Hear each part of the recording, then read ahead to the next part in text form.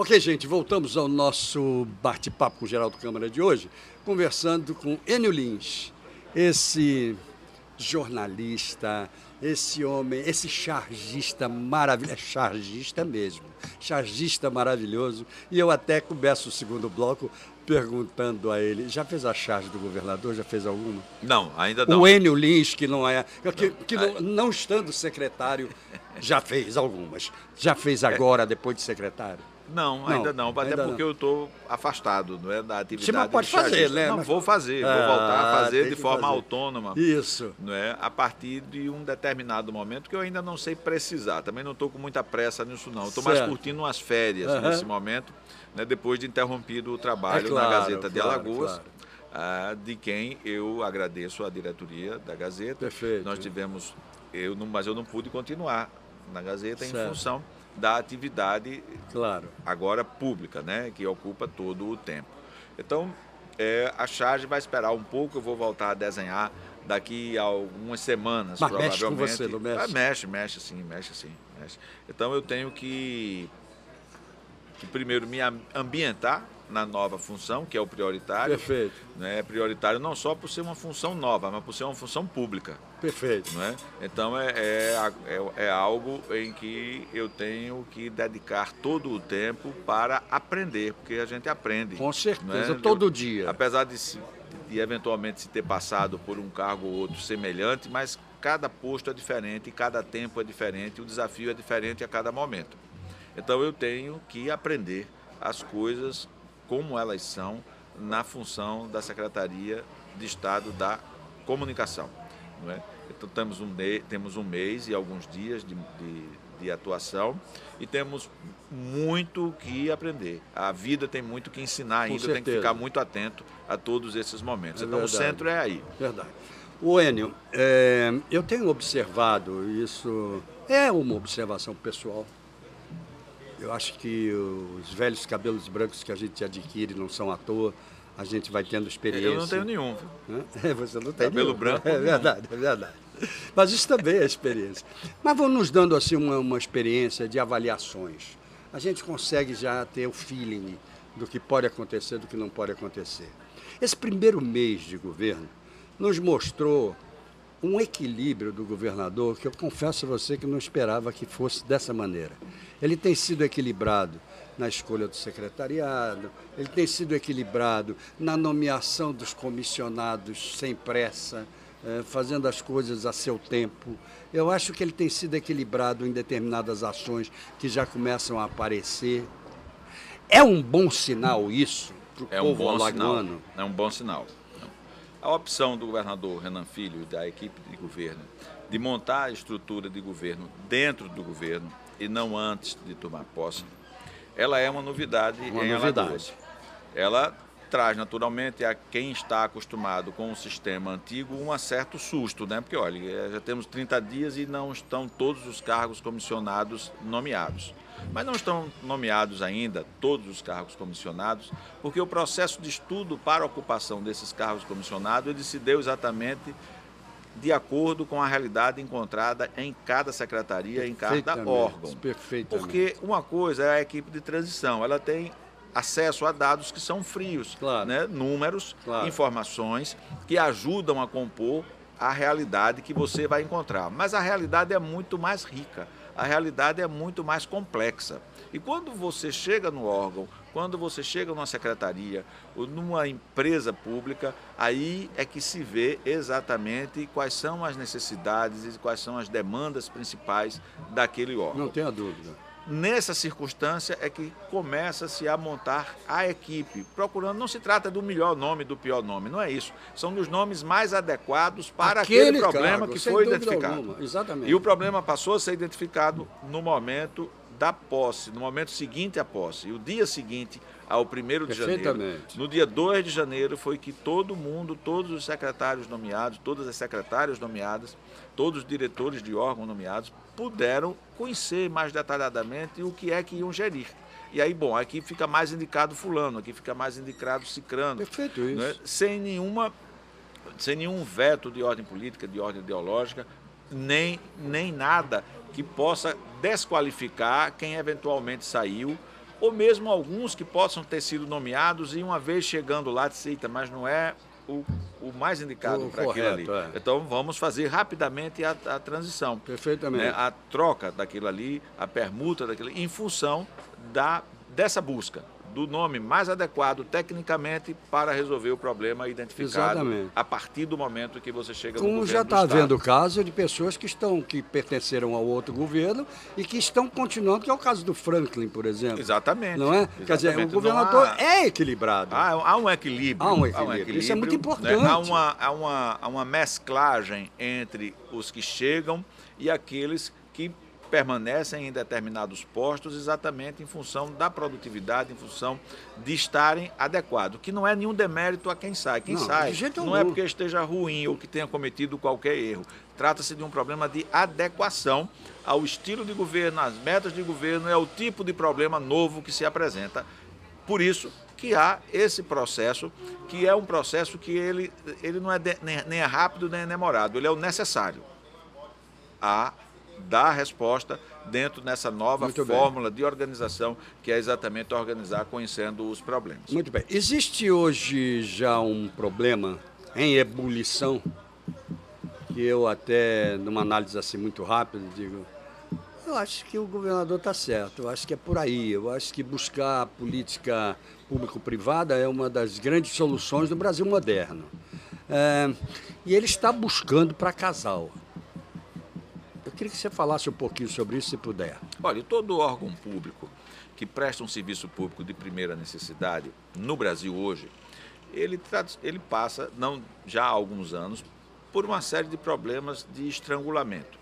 Todo ele é diferente, com certeza. É diferente da quantidade, mas a qualidade é mais ou menos a mesma, do ponto de vista do problema, da identificação do problema. Exato. Você tem um país que cresceu enormemente e você tem um conceito de serviço público, principalmente nessas áreas essenciais de água, de energia elétrica, entre outras, que o modelo já não responde 100% ao que era antes. As buscas são de soluções novas para os problemas novos. Certo? E a parceria público-privada, ela é uma solução universal. Com certeza. Ela responde exatamente naquele momento onde o Estado, onde o erário já não pode e já nem deve responder por 100% dos investimentos, e em alguns casos por 100% da administração. Cada caso é um caso. O caso da Casal, a situação da Casal, ela está sendo estudada detalhadamente. Ela está sendo apreciada com todos os detalhes, estão sendo ouvidos todos os atores principais desse processo, os funcionários públicos que trabalham nesses órgãos, os técnicos que de fora estão avaliando a situação do órgão, os consumidores, o que é que os consumidores têm a dizer do serviço prestado. Né? Então, todas essas questões elas serão somadas e rapidamente, ao contrário do que muita gente pensa, será encaminhada uma solução mais apropriada para o problema da Casal. Porque ele precisa ser resolvido do ponto de vista do Estado. O fato é que ele foi levantado. Foi levantado e está sendo encaminhado. É isso que eu digo, a coragem que o governante precisa ter também, de repente colocar um problema em cima da mesa, que não importa se vai desagradar a uns e agradar a outros, mas é um problema que precisa ser solucionado. E a solução, ela, na maioria dos casos, ela não é a convencional, no momento que a gente vive hoje. Ela não é a tradicional, não é? Ela não é repetitiva, ela tem que dar respostas novas a problemas novos. Com certeza. Não é? Por exemplo, o Enio, você veja uma coisa, até pelo fato de ter passado como gestor público também e conhecer como o sistema público funciona há muitos e muitos anos, a burocracia continua sendo um problema seríssimo, às vezes necessária, às vezes exagerada. E o burocrata nem se fala. O burocrata, para mim, é pior do que a burocracia. É o que engaveta mesmo e por aí vai. O governo Renan Filho pretende tentar desburocratizar a máquina estadual? É uma das prioridades. Essa fórmula mesmo encontrada, inovadora, de construir o governo dentro do governo, que muita gente diz, mas está passando 30 dias e ainda tem cargo que não foi nomeado, tem 35 dias e ainda tem órgão que não foi definido. Ela é parte disso, ela é um processo de desburocratização. Claro. Desburocratização até por quebrar o paradigma. Perfeito. Certo? Essas questões serão resolvidas, você não tenha dúvida, mas o essencial é você conhecer a questão como ela está se dando na prática, né? E qual é a solução mais apropriada para aquele problema identificado. A burocracia não é fácil de se, como você disse, de jeito algum. não é absolutamente difícil de você combater a burocracia, porque ela é entranhada. Perfeito. O burocratismo é um mal do mundo, Exatamente. não é um mal do Brasil, né? E ela, por diversas razões, acontece com mais visibilidade no serviço público, mas ela acompanha também, em determinadas circunstâncias, a iniciativa privada. Não tenho dúvida. De forma diferente, mas também acompanha. É um processo que tem que ter, em primeiro lugar, a vontade política de resolver esse processo. Exatamente. E não necessariamente ter um nome, como já teve no Brasil há décadas, que a gente se lembra, o Ministério da Desburocratização. Hélio... Eu não me lembro o sobrenome agora. Hélio... Não era Beltrão, não? Hélio Beltrão. Exatamente. Obrigado. Então, nós tivemos até um ministério para cuidar disso. Exato. Mas essa questão não é tratada burocraticamente, ela tem que ser tratada politicamente. Politicamente. Né? Por iniciativas, né? Por indicação da pessoa certa para o lugar certo naquele momento. Perfeito. Né? E a vontade de superar esses óbices. Mas a burocracia é algo presente no mundo, presente no Brasil e não poderia deixar de ser diferente. Não. É presente também em Alagoas. Com ela certeza. dá os seus prejuízos aqui também.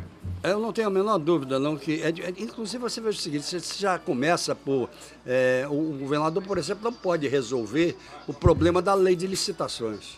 A lei de licitações emperra o governo hoje, precisaria ter certas modificações, mas você vê, às vezes, 6 meses para poder realizar alguma coisa. Ou um ano. Ou um ano. Né, a depender do andamento. Exatamente. Né? Porque, na verdade, não é dessas complexidades que nós estamos discutindo.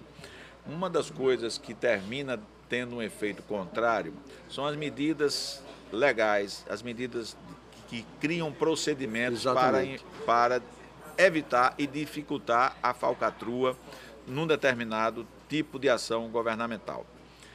O objetivo é muito bom, o objetivo é correto, o objetivo está certo. Às vezes a letra da lei está perfeita, mas a sua prática às vezes termina contribuindo não para solucionar o problema, mas para dificultar a obra, dificultar a realização que algum mal feito poderia atrapalhar. Então, às vezes, combate-se o mal feito e combate-se a realização que poderia ser atrapalhada por aquele mal feito. Você veja, por exemplo, a questão do SUS.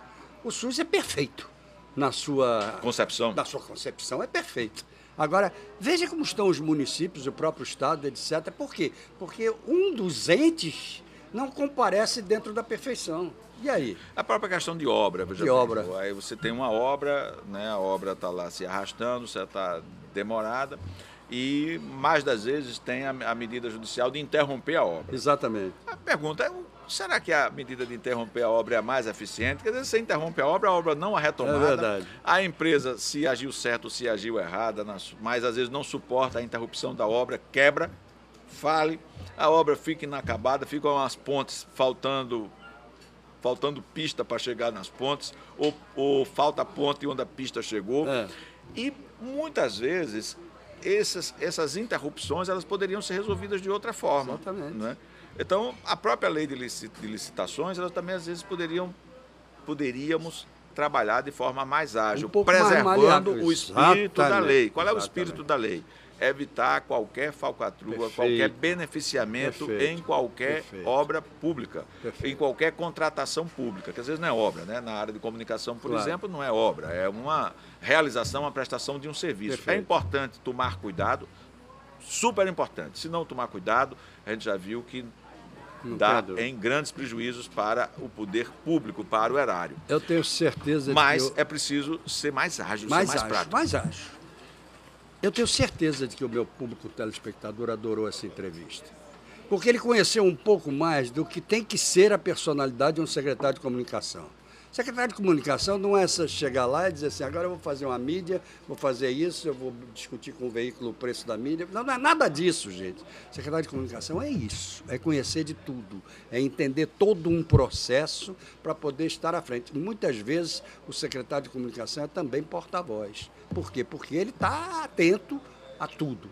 E eu tenho certeza de que a inteligência de Enio Lins, a favor desse governo jovem que aí está, vai ser de uma importância fundamental. Antes de terminar, dar a você a palavra para terminar, eu quero fazer um repto a você. Fazer aquilo que eu disse no princípio. Não espere o convite nem para você e nem para os secretários. Me faça, por favor, a gentileza de me mandar assunto, pessoas, etc. Mas eu vou fazer.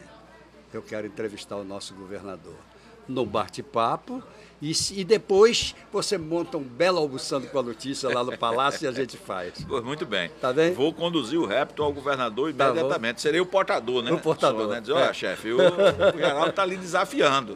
Né? Acho por bem aceitar. Tá Ele bom. com certeza aceitará.